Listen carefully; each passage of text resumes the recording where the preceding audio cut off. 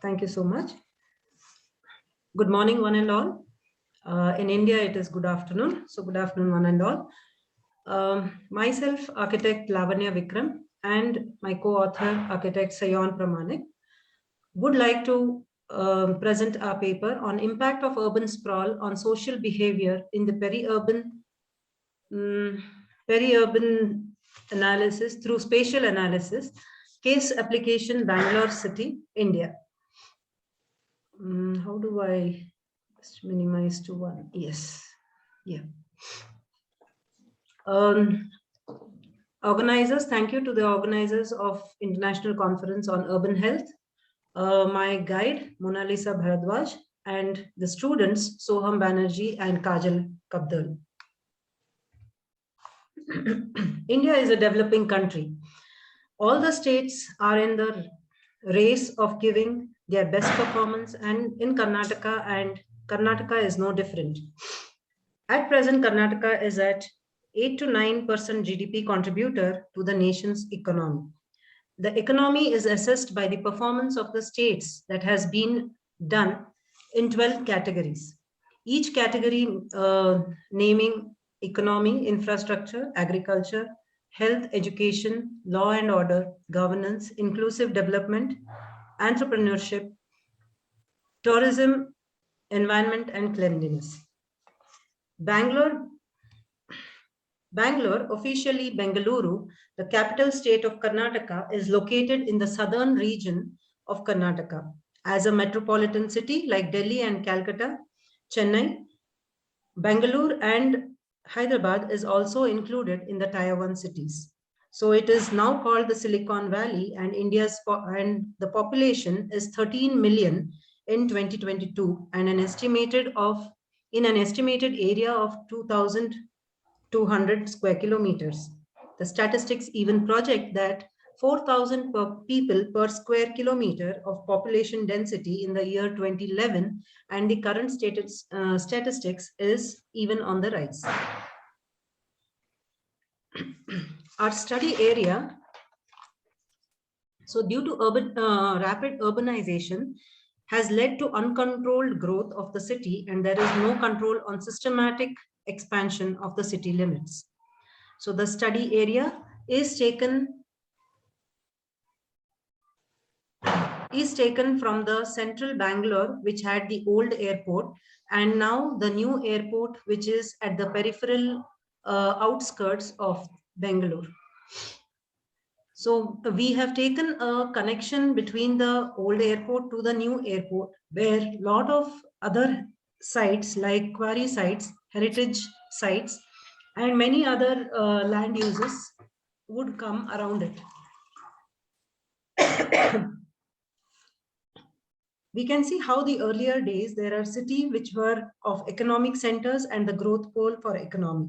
The shift is now being towards the healthy city, or rather the livable city and stress-free city for more parameters, inclining to more parameters like environment, health, safety of people. So which we are enhancing on urban health. We take, for example, these heritage sites, which were once, and this heritage site is around 1000 BC, constructed around 1000 BC, and this was from one of the rulers to his guests, which had 2 hallways, 1 temple tank, and a temple. There is next a quarry site, which is just opposite to the heritage site. So the quarry site was, before the new airport was decided. So the quarry was being functioned, and now it has been closed due to many reasons because of the connectivity from old airport to new airport. The highway is around 500 meters, is within the 500 meters.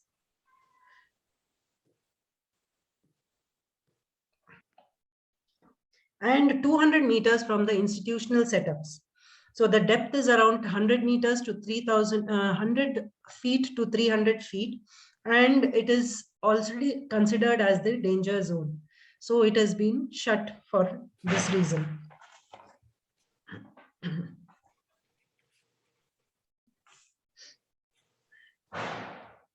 Okay.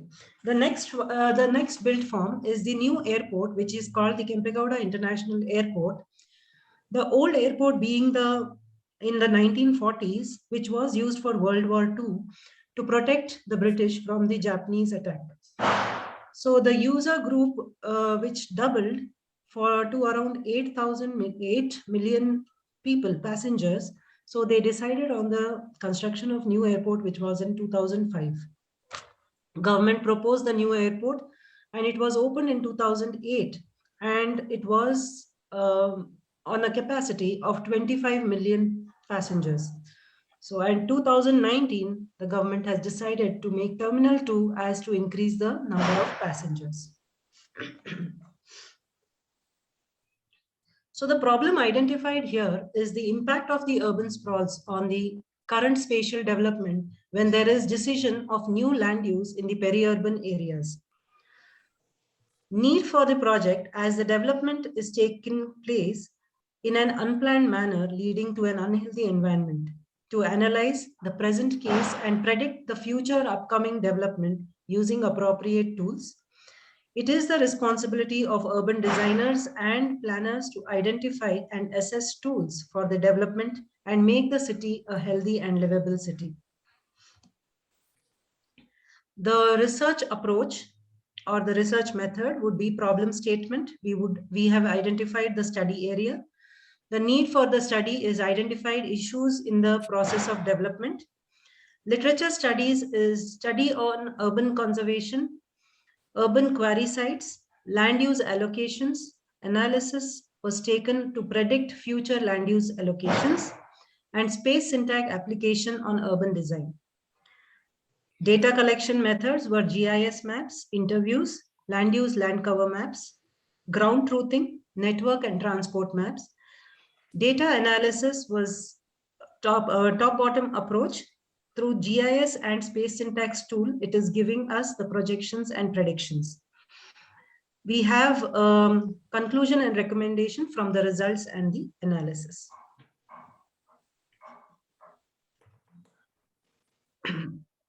The space syntax tool are a very, we are basically taking factors like connectivity, centrality, access, integration, and integration. So when we come across connectivity,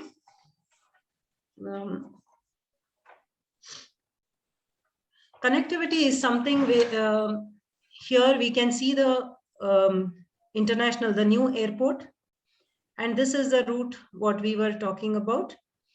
And here is the quarry site. This is the heritage site. So this is the space syntax output which is given on connectivity analysis. So this analysis is, I'll put this here, sorry. This analysis is 5 kilometer based on 15 minutes walkability distance. So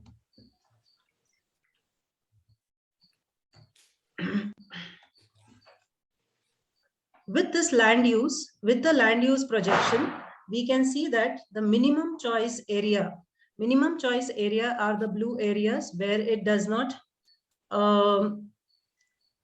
minimum choice area is the area which has maximum depth.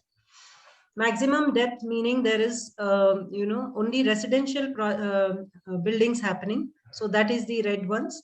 And the blue ones are the maximum choice area where they can be identified for commercial activities and high density activities. So this area could be the area for future development. So that is what the choice map with connectivity says. There is mean depth with the radius of 5 kilometers, this whole area. For the same map, if we can make the mean depth, the farthest point is the depth, or is the maximum depth. The farthest point is the red color is the farthest point, which doesn't have much connectivity, and this is very good for residential purpose. And the green lines or the green built up areas are the minimum depth where it can be considered for commercial usage. So as we all see that this is the main highway road. and these are the light bluish green lines are the probable roads which could become the high intensity roads, and the connectivity could be good. So these lines are supposed to be the future development of the area which is in the peri-urban fringe.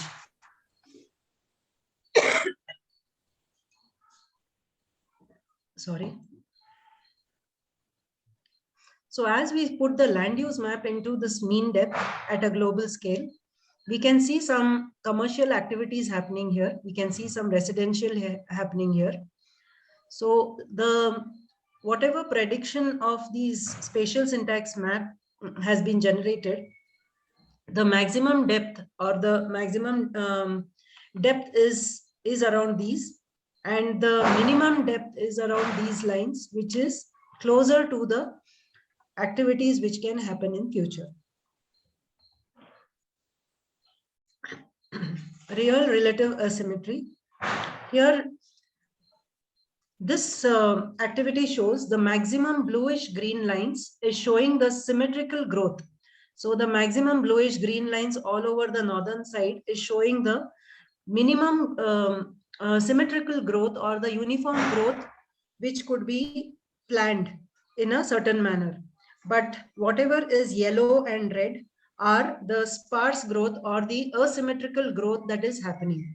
So as these premises are from international airport, here there is the old airport and the army authorities. So the whole premises is in a very sparsely densed, built forms. So the yellow and red lines are shown here, and the other green lines are shown as uniformly or planned growth can be incorporated in this area. So when we put the land use on these, it shows the same lines, but it is an overlay of the land use on the same map, where it shows the sparse growth is there in this area, and the international airport area. But otherwise, the blue or the green lines are the growth for uniformity, and it can happen in a very systematic manner.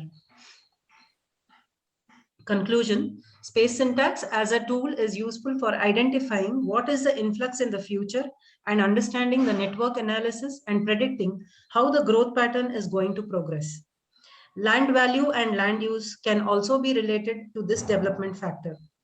Space syntax tool can also assess and be a guiding tool for creating future cities and better livable factors. With better livable factors, urban planners and designers can contribute in achieving a livability factor and the goals for future livable and healthy cities. Thank you. Thank you very much. So how shall we proceed? Do we have a precise question about this presentation? Or if not, we could have a more global exchange at the end. Okay, because I have a set of questions, of course. So, so who will be the next? I'm not sure Dr. Tsou is with us. Joel Tsou, he isn't. So I think we will stay in India and with the presentation of Professor Patil. Professor Patil. Yeah, hi, good afternoon. So can we shift our presentation just after Anna, because Dr. Benazir may join after 10-15 minutes, so she will be able to present. Otherwise, I will present on behalf of her. So how could we manage this? Dr. Barcelo, would you agree to start right now? Yeah. Yeah, okay. Thanks a lot. Thanks so much. Give me 1 second. I'll share my screen.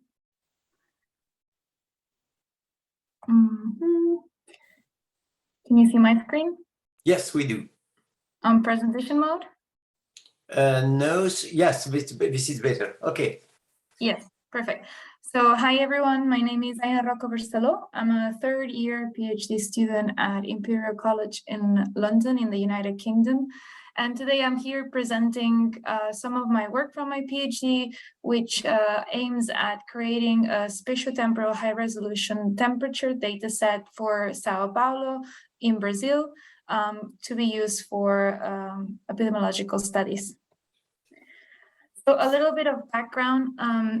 As we all know, temperature doesn't distribute homogeneously over space, but instead we have a rather heterogeneous distribution, and that's especially true for urban areas where we can see temperature changes be really abrupt between one area and the other.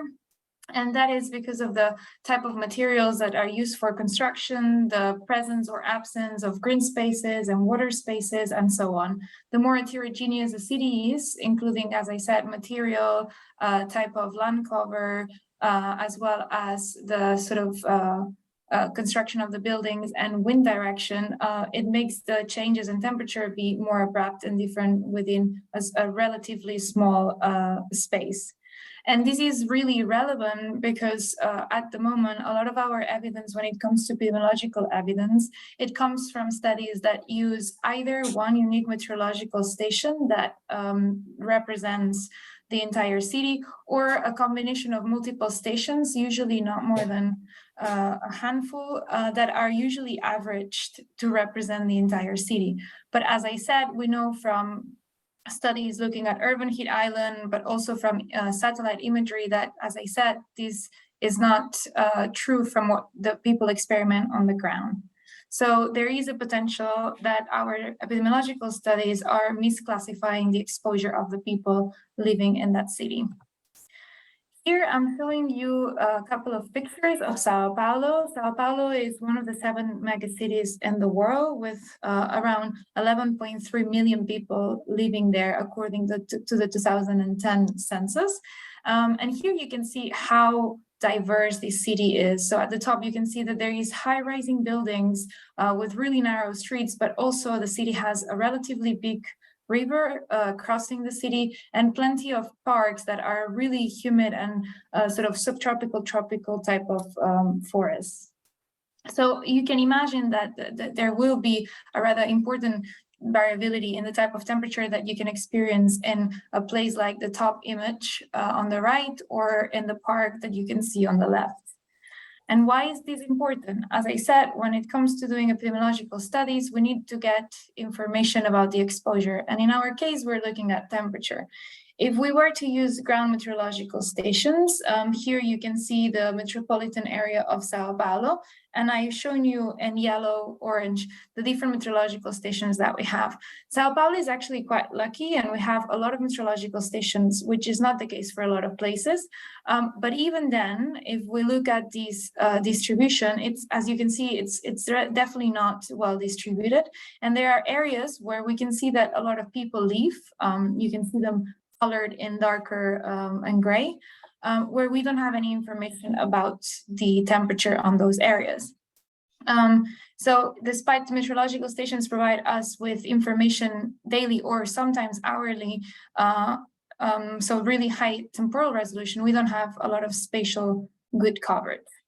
On the other hand, then we have satellite and satellite-derived information or climate models that can give us a really high resolved spatial dimension, like we can see in this example, in this map, where we're seeing the land surface temperature.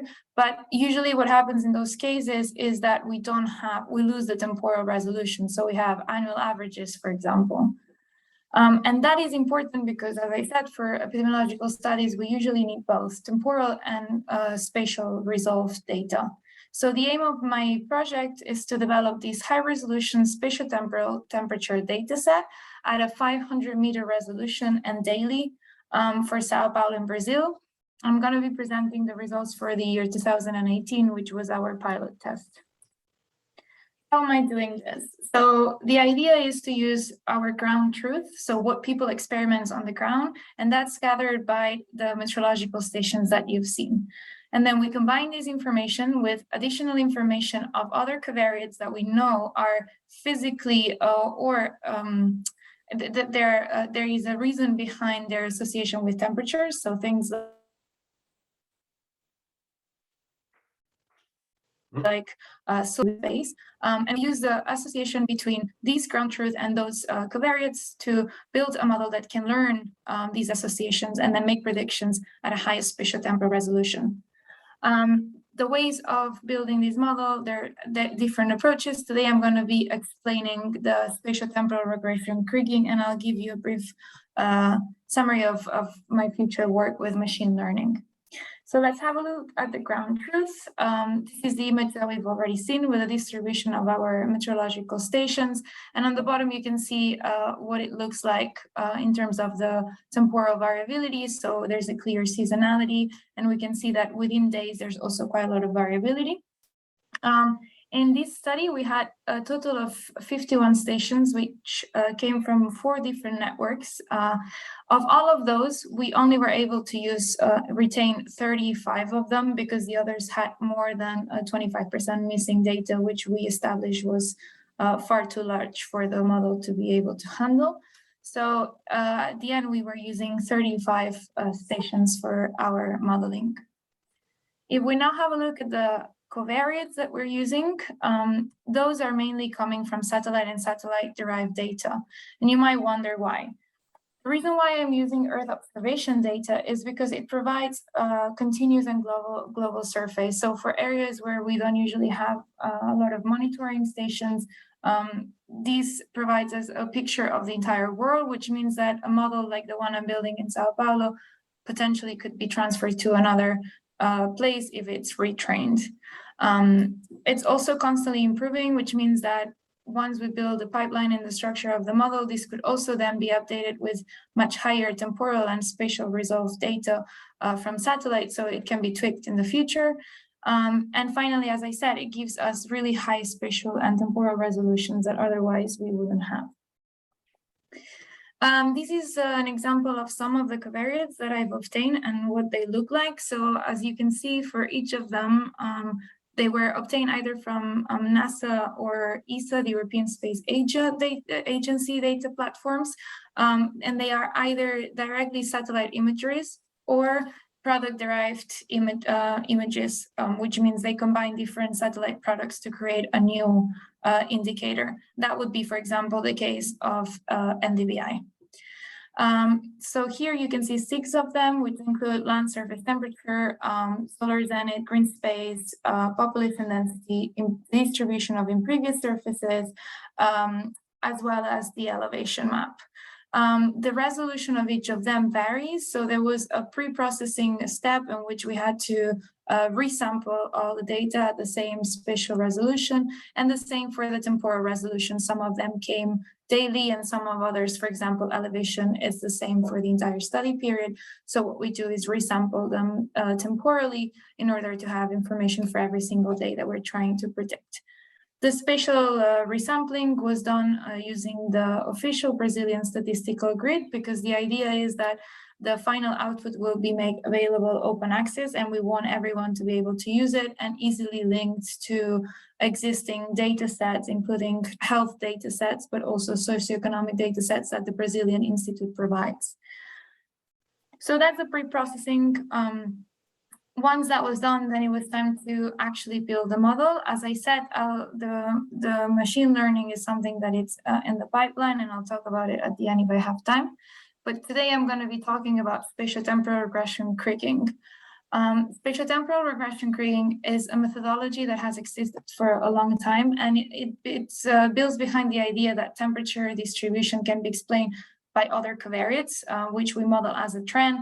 And whatever is remaining that cannot be explained through those covariates, we can explain it through a spatial temporal variogram that models the spatial and temporal autocorrelation of these variables. So it's 2 building blocks, and we can model them separately and then combine the outputs. So the first step is to model this trend, the association between the covariates, in our case, all those satellite imagery that we've seen, and our ground truth.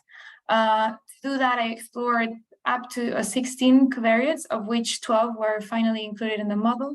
And that was based on a forward stepwise regression. So I kept adding a variable at a time until the model didn't improve more. I listed here the covariates, but they're similar to the ones that I've shown you before. And you can see that the model performed relatively well with a 0.78 R² and a root mean square error of 3.9. And then the next step is to model the residuals. To do that, we use a spatiotemporal some metric spatiotemporal kriging of the residuals, which basically models the spatial only, the temporal only, and then the joint spatial and temporal autocorrelation. And you can see here the symmetric model and the sample model on the left. And we can see that there's a quite good agreement. So here you can see my results. So this is just an example of a random day that I picked for the modeled data, and the resolution is at 500 meters. And I'm going to try to explain a little bit what we see here now. So the higher the darker the color, the higher the temperature, and we can see that there's up to almost 10 degrees of difference between one place and the other, which reinforces the point that I made at the beginning, that it's important in order to not misclassify the exposure when we do epidemiological studies. But our model, for example, is able to capture things like rivers, where the temperature, for example, should be lower. We would expect it to be lower, and the model is able to capture these associations. So in the places where we have rivers, we can see that the temperature drops. Same for parks. So areas with parks, we would expect lower temperature, and the model is even able to capture small parks like the one at the center of Parque Ibirapuera, where we can see there is a little gap of lower temperatures. The model is also able to capture elevation changes, in which we see, for example, in the north that there is a sort of a small mountain range. We can see that the temperatures are lower, and there's also a green space area there. And finally, we also are able to capture the areas where more population lives, with all the high-rising buildings and high density of impervious surfaces. Our model, once again, is able to capture the higher temperatures that we would expect there. So the patterns that we observe in our predictions are what we would expect and we wanted to see, which is encouraging. When it comes to the validation, we use the leave one out cross validation, meaning that we are removing one of the stations at a time to evaluate if the model would be able to predict those values if it had never seen them. And we can see that in general, the performance of the model is pretty good. What I highlighted here in orange is the stations that are located in the south, and they're mainly more peri-urban and urban areas, and we have many less. So the temperature ranges that the model can learn from in those areas, it's slightly different from the main bulk of data that it's being given. So it has less knowledge. And so when you try to predict on those stations, the performance is slightly better as we would expect, which means that our model might not be ideal if we want to assess those areas. I'm almost done, sorry. Okay, and I may ask you to finish in the next 2 minutes, please? Yes, I am done. Okay. Yeah, and so finally, just to say that the strengths is that we're providing a really high temporal and spatial resolve data set. This data set will be made open access for all researchers to use, both the data and also the code that is being used to build it. The limitations is that, as I said, rural areas are poorly represented just due to the lack of ground truth data to train the model. And the impact is that, as I said, that it can be used for a lot of epidemiological studies in the future, not only looking at temperature, but also other studies that might need high resolve temperature data sets to adjust their studies. And just to mention that I'm working currently with the European Space Agency to develop a machine learning ensemble that hopefully will outperform the model that I've just shown you today, which also will be available later on. So thank you very much, and I'm happy to answer any questions. Thank you so much for a very, very brilliant presentation. So we'll go to the third one, and so is Dr. Patil with us? Yeah, no problem. She's not here, but I'll present on behalf. Okay, thank you. Yeah. So can you share my presentation? Yes, I will. Yeah.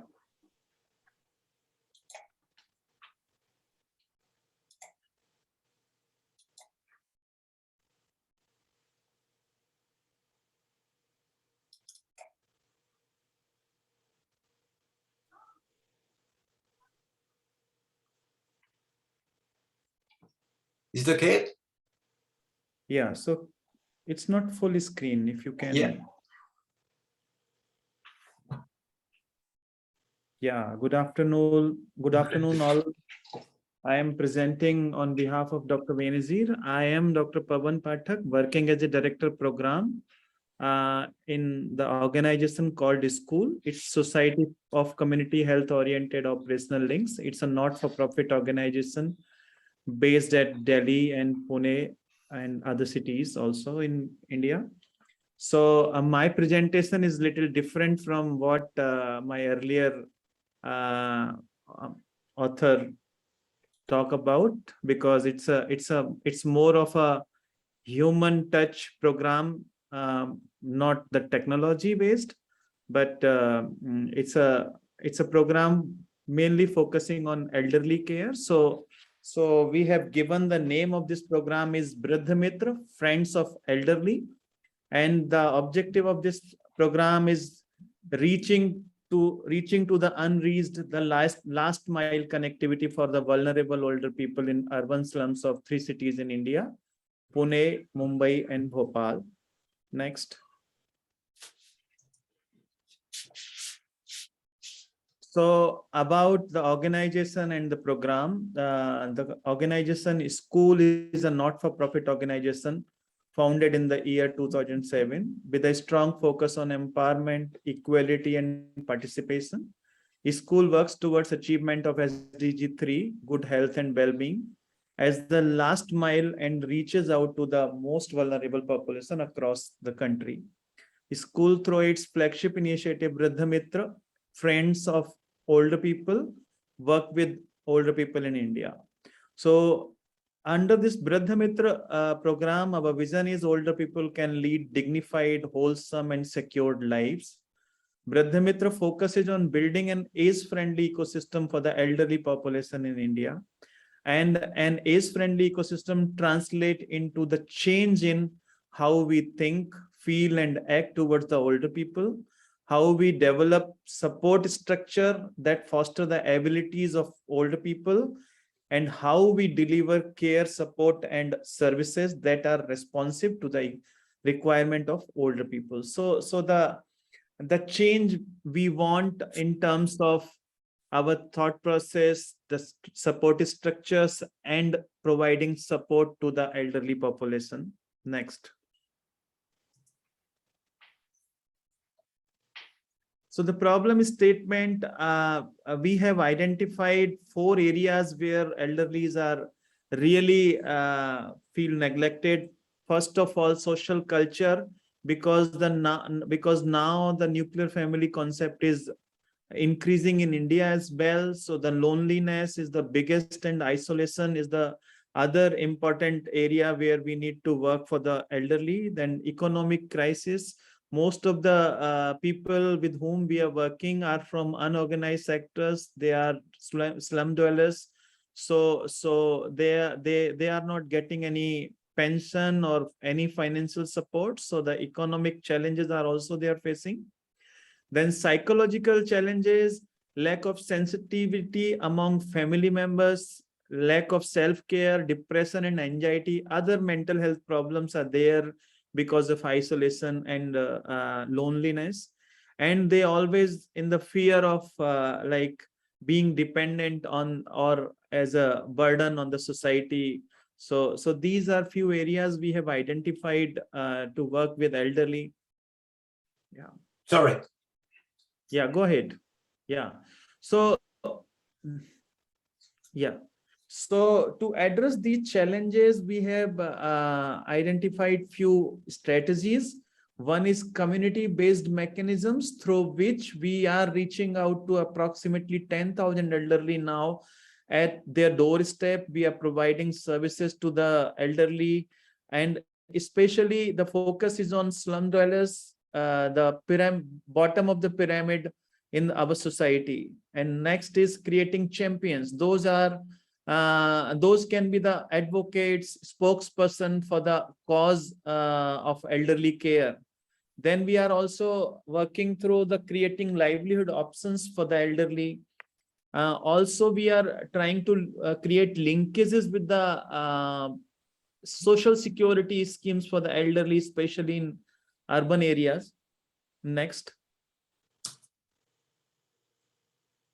So our vision with this program to create age-friendly ecosystem for the elderly population, and the mission is to provide integrated solution for the challenges faced by the elderly population with a continued vigor of empowerment and equality. Next.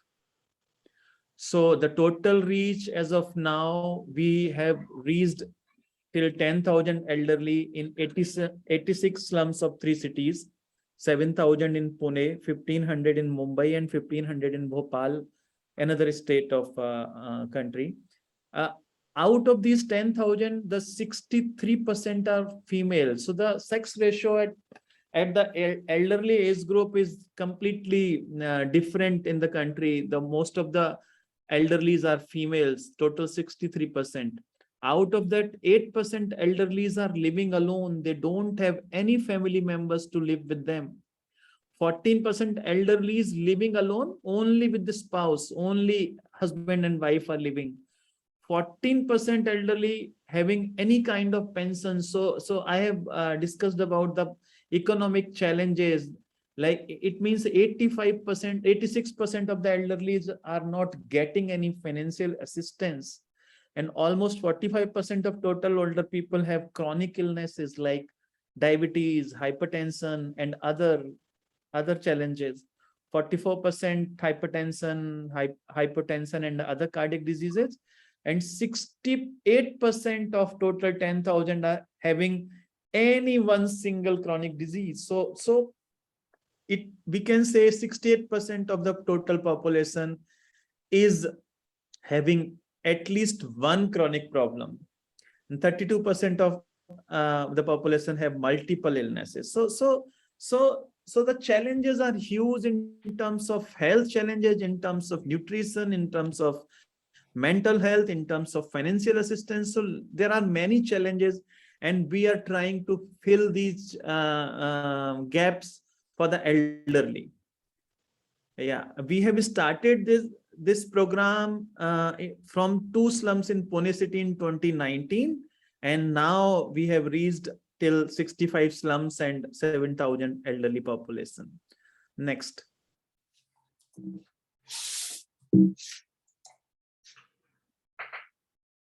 Yeah, so we are working with a very structured program with 3 objectives: creating social support structures while establishing relationship with the elderly, their families, and the community as a whole. To create this social support structure, we are doing home visits on daily basis. Our community officer has to meet to the elderly. We are registering them through one app-based checklist from which we can identify who need more support, who need less support. This checklist is known as Saving Life Checklist. We are creating individual care plan based on the intensity, required intensity of the support, then counseling session and community meetings for sensitization. The second objective is establishing community-based comprehensive service delivery model for basic care of elderly and activating the public system to provide comprehensive services to the elderly. Under this objective, we are providing services such as home health checkups. We conduct checking the blood pressure and blood sugar, even pulse oximeter we are using. So a few basic investigation we are doing at home. And we are also providing community-based physiotherapy to the elderly and also the virtual OPDs. So, and the second thing, providing assistive devices, medicines, raw ration, and other basic necessities of the elderly. And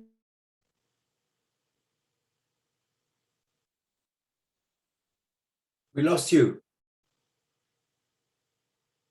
Hello? Hello, hello. Am I the only one? Community, Okay. while cater these elderly's needs. Hello?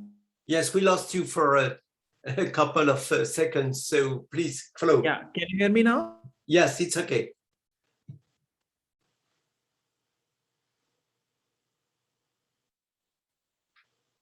Oh, So can you hear me now? not so well, but please, it's time now for your conclusion. Yeah, so can you hear me now? Yes, it works. So could you make your conclusion? Yes, I'm coming on that. I'm coming on that. So we are working through these three objectives for the elderly in 3 cities. So we can go to the conclusion. So you can go ahead now. Next. I think on slide number 19, if we can reach, just wait for a minute. Just wait for a minute. Sorry, go back. Sorry. Yes. Go back. Yeah. So our objective to work with elderly is to improve their quality of life. We are using WHO defines quality of life through 6 domains.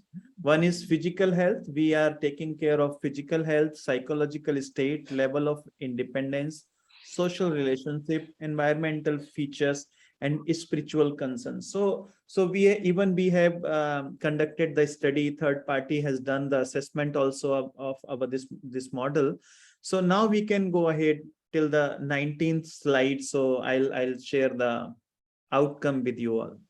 Is it the next one? No. Again? Next.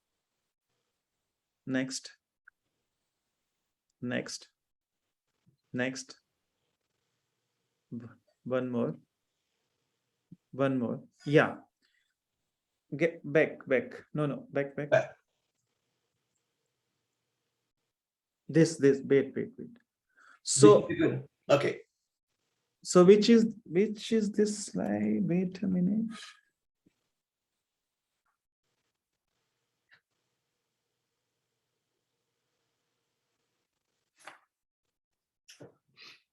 So the impact, I think it's not 19th slide.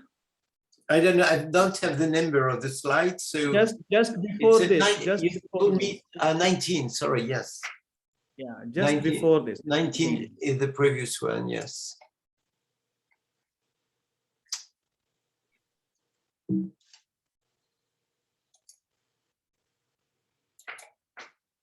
This is a good one. Yes. So the impact we see, one is. Sorry.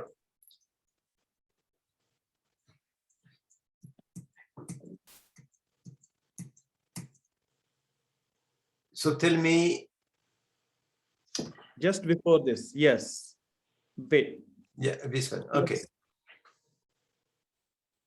Cool. I'll explain on this. Yeah, and you should finish with this slide, please. Yes. So the impact we see through our activities, we have established the social support structures in the community. Volunteers and peers come forward and assist in providing care and support to the elderly, and also support in activities like race and other activities we are conducting in the society. Second is people in the community offer space to conduct virtual OPDs and other physiotherapy sessions. In a situation where there is a need to find an old age home for any elderly, the community comes forward together and contribute to the management of the elderly by providing shelter, tiffin, and other needs. And in terms of independence, they come forward and talk about their challenges. Earlier, even they never talked about the challenges they are facing. And second is their willingness for physiotherapy, change in diet, the mobility and independence due to assistive devices, use of assistive devices. So we are seeing these changes. Along with these changes, we are also seeing the participation from the public side, from the government side, is huge to support elderly care now. Thank you so much. Thank you so much. So last but not least, the last one will be about the COVID. Dr. Zuniga. Yes, I will be filling in for Dr. Zuniga. My name is Dashel Sears. I do have my slides with me. If I'm able to share my screen, I can bring that up. So, but I didn't receive your presentation, did I? Unfortunately, I did not receive any place to email it. So I just have my slides for myself and I can move my slides. Okay, so you can share your screen or you can't? I can share my screen. Okay, I'm able to share my screen once you are not sharing. Okay, sorry. Okay. Yeah. I will go ahead and share my screen very quickly. Here we go.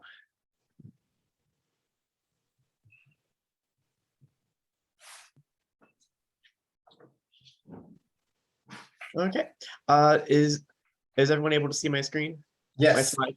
Excellent. Thank you very much. Well, good morning from Washington, D.C. My name is Dashel Sears, and I'm What time is it? What time is it for you? very early, 6:21 a.m. Okay, my goodness. I've been here since 5 ready, but I'm ready now. But thank you so much for having me. And just as a quick reminder, I know that we have our Dr. Jose Zuniga was meant to be presenting for us, but he's unavailable. I'm filling in for him. He is my supervisor. He's also the president and CEO, but I will be presenting today on behalf of the Fast Track Cities Institute and the International Association of Providers of AIDS Care for our study, which was exploring the impact of COVID-19 on the urban HIV policy. And just a brief background on what we were researching. So the history of HIV in public health is extremely, let's say, tenuous, mostly because generally cities and locations in the global north have relied on financial commitments from federal governments. And this commitment coordinates with municipal funding to sustain HIV responses. And COVID-19, as we know, has imparted an unexpected financial shock directly to the global economy and specifically health systems, both at the national and international level, but more importantly, at the local levels as well, with municipal health budgets. So we wanted to do a survey that fielded among 7 countries and with our fast track cities in each country. The aim was to gain perspectives regarding the effect of COVID-19 on urban HIV responses, COVID-19's impact on urban health budgets, and ongoing commitments to funding urban HIV responses. And the survey collected Likert scale responses from local stakeholders that included public health department officials, community-based organizations, clinical and service providers, and patient advocates.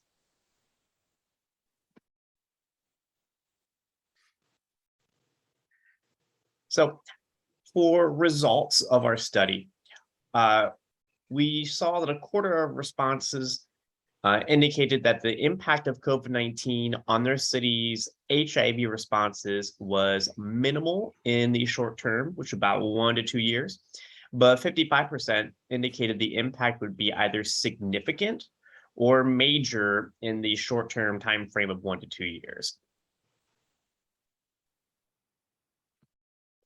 Over 1/3 of key informants indicated that COVID-19 had more than a significant impact on funding for their city's HIV programs, while most respondents reported the impact was significant or that it was a major impact with short-term timeframes of 1 to 2 years.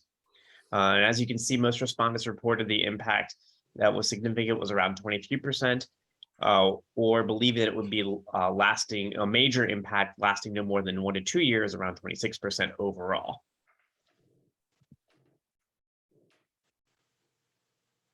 For the impact on COVID-19 on municipal HIV funding commitments, the majority of respondents overall indicated the impact to be somewhat significant, with variations between the surveyed countries.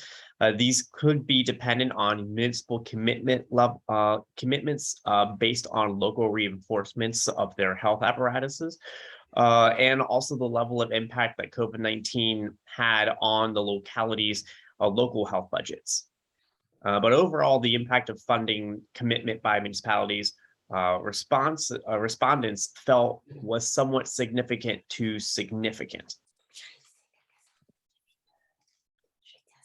We asked each of our respondents to indicate the top 3 HIV services that would be most at risk due to any COVID-19 budget constraints. And as you can see, social services was indicated as the largest indicator for most vulnerable if it came to what services would be cut, followed by research, prevention, key population outreach, and mental health services. And it makes sense. When we theorize the hierarchy of maintaining ART treatment for those already in care would be paramount, while services not directly related to dispensing ART treatment therapy would be highly vulnerable. And this tracks with what was respondent. Social services, it's a mix between municipal responsibility and CBO responsibility. So we see that while social services encapsulate a lot of what maintains a quality of life and quality of care for those that may live with HIV or AIDS, this would be the most at risk. So we were able to pull several conclusions that budget cuts based on COVID-19 are having continued negative impact on municipal HIV responses. And strategies to minimize these negative impacts should be further explored by leveraging and maximizing resources. It should be a top priority to ensure HIV services are maintained. There's an urgent need to continue to advocate for increased attention to the policy and funding dimensions of urban HIV responses, given the impact of COVID-19, having a deep impact on all of our related health budgets. HIV continues to be a legacy epidemic that continues to infect and affect many, many more people. While it's been around in our major conscious for over 40 years, we are slowly losing ground against HIV globally due to the continued impacts of COVID-19, both on funding and on public consciousness for efforts towards it. So I'd like to acknowledge my supporting authors that have contributed to this, to our research. And finally, I'd like to acknowledge our funding partner, Gilead, which supported us through educational grants. They had no editorial input to the design or the results of this study. And this is my contact information for those who would like to contact me. But thank you very much. I hope this was as informative as all of your presentations have been to me today. Thank you, Dashil. It is very original and very interesting, really, presentation. It's another way to see the links between COVID and other diseases. And as we have seen with the HIV, of course, but also with the NCD, the links between this infectious disease, COVID, and NCD disease like diabetes, overweight, hypertension, etc. So thank you so much. So here we are now with so I'm a little bit lost because we were supposed to be with Dr. Tsou. Dr. Tsou, I don't see you.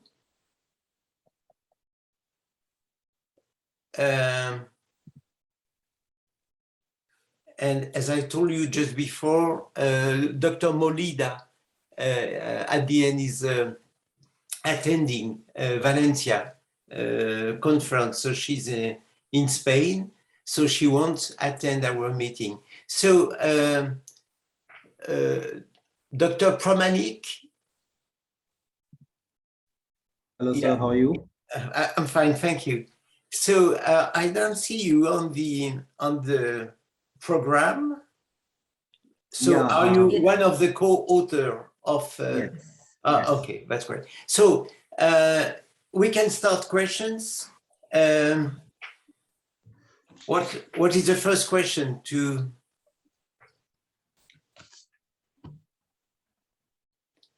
I think we have had a very interesting and good illustration of the variety of the challenge we have to face.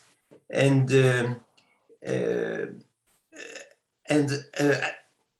how fascinating is the sprawl of urbanization in India.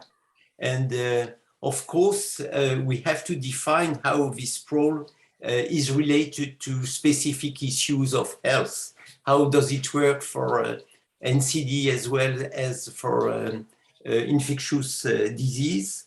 And how relevant is spatial analysis if you to see what will be the next challenges. And of course, we have to try to put, if I can say, the glasses of health.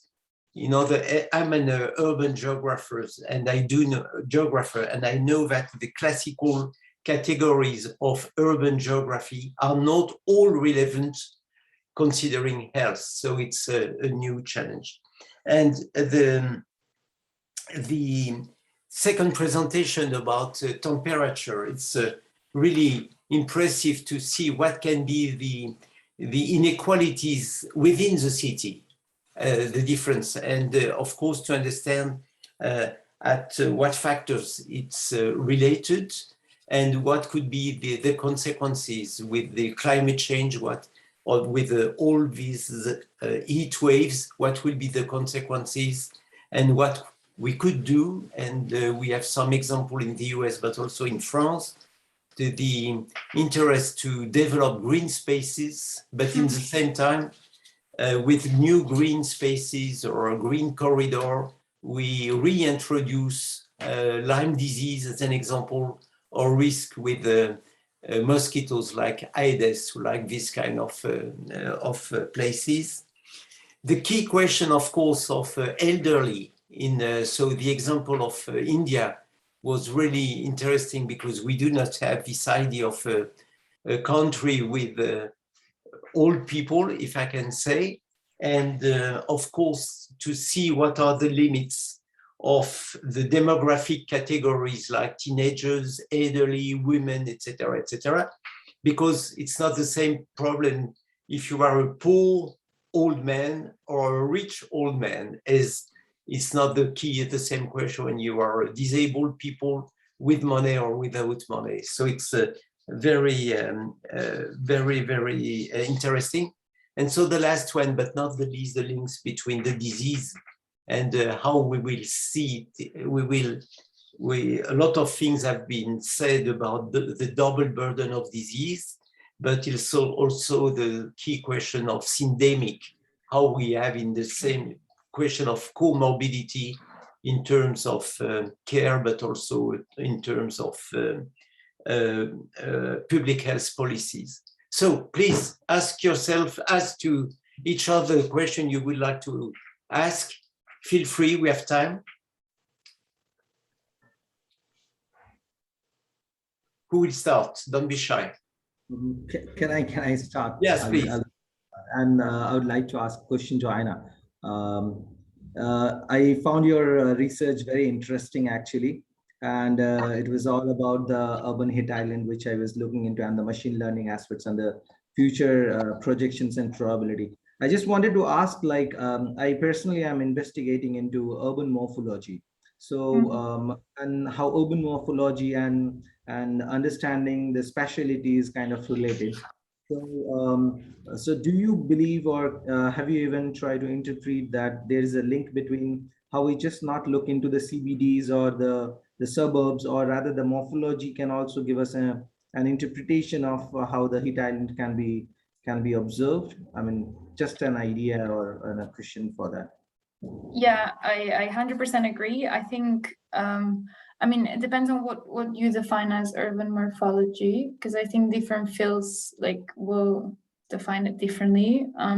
But I mean, things like the directionality of a street and like how broad a street is, will affect things like wind tunnels, which obviously will affect the temperature, or like shade during the day. So all of these will affect the temperature that is experienced locally. So they're incredibly important, and most climate models.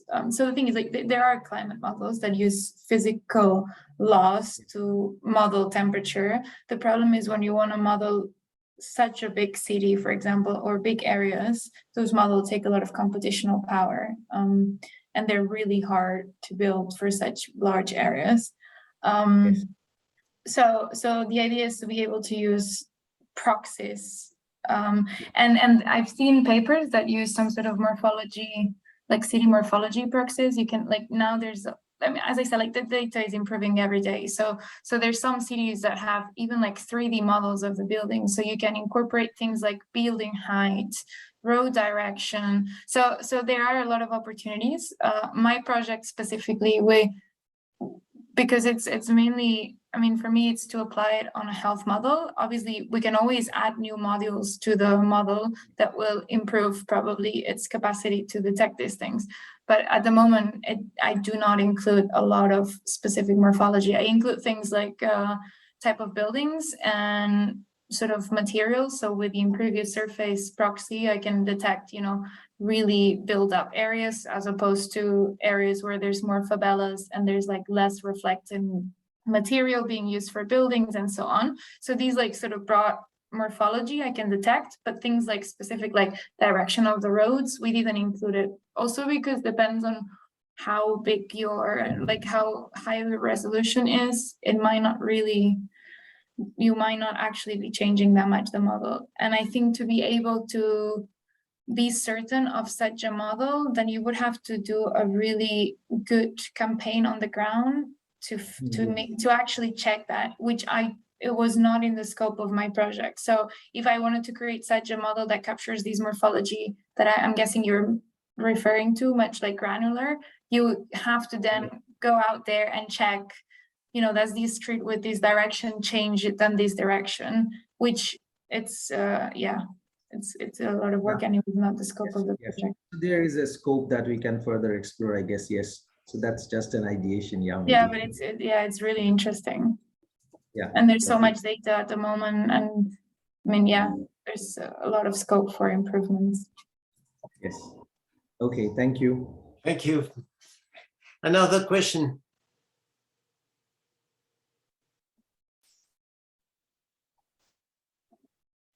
I have a question for Okay. Dr. Pawan Pathak.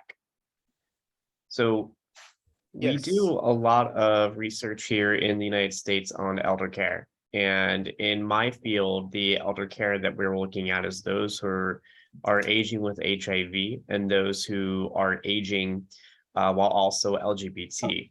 And I'm a policy person. I do a lot of advocacy for public policy.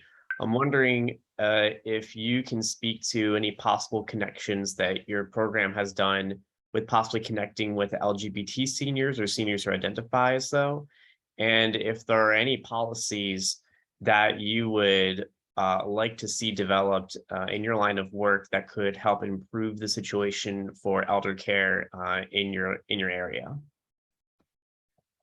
Yeah, so out of these 10,000 elderly, we are working for each of the elderly. Those are living in slums of these 3 cities, irrespective of their category, either LGBT or whatever. Few of them are there, so we are catering services to them. One. Second, we are also doing advocacy because, you know, in our country, the sensitivity around elderly care programs is little less. So we are still struggling. We are still struggling at the level of advocacy to give this agenda a central stage. So because first of all, we are struggling with the advocacy of elderly agenda only, then we can categorize this agenda in other categories. So subcategories can be picked from there. Otherwise, whatever support we are providing in the slums or in some rural areas also we are working, the exclusive support for elderly, irrespective of their caste, category, whatever are the differences between the elderlies, but we are supporting all them, all to the elderly. And also we are discussing with the ministries, especially health ministry, how we can take this agenda ahead in terms of enhancing or strengthening elderly care in India. So this is our work right now. But thank you so much. We will definitely reach out to you, and we'll seek guidance from you, and your country will improve, will work with our ministries, with our government, so we can improve the elderly care in our country. Thank you so much. Thank you. Thank you.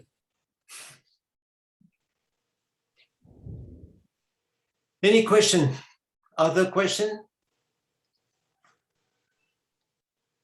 So maybe it will be time for a breakfast for Dashil and lunch for me and dinner for our colleague living in India for the dinner.